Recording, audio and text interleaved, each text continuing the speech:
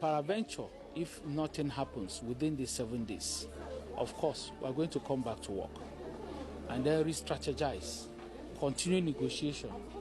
If peradventure still negotiations does not yield anything positive, our national body will now issue a 21 days ultimatum. And if nothing is done within the 21 days, it's going to be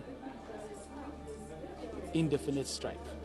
Some relatives of patients speak on how the strike is affecting medical care.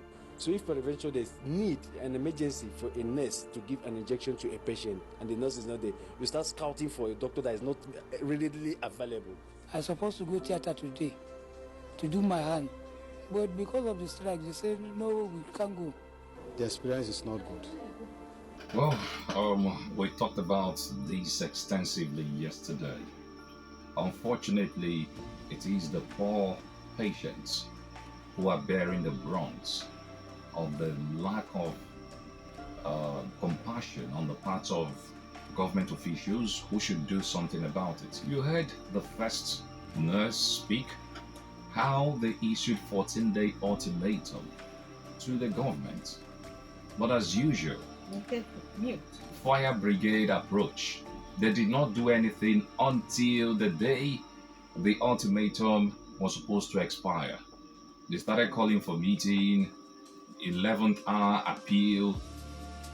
If you were to be in this nurse's shoe, would you listen to such an appeal?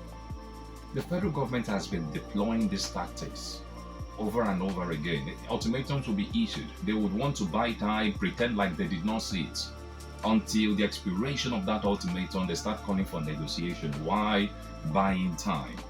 And just yesterday, and we forgot to even mention it, the government is even thinking of regulating professional bodies and labor unions in the country.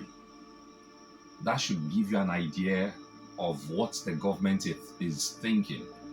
They feel that, hey, the strike is becoming too much and is rubbing off on them negatively.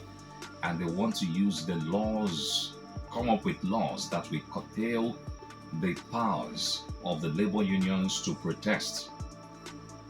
I've always said it here, the only language the Nigerian government, be it at the federal, be it at the state, well, who is even talking about the local government these days? But let's focus at the federal and state levels. We find out that the only thing they understand is strike. You can be peaceful, you can write all the letters in the world. They would get these letters.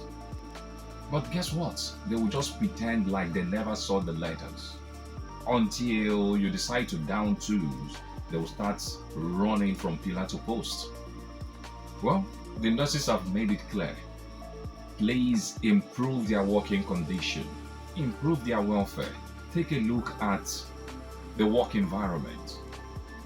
I shared the story of my experience at FMC Umuahia, how the nurses told me plainly that, Mr. Ben, so many of our colleagues have left for greener pastures, but the authorities are yet to replace the people who left.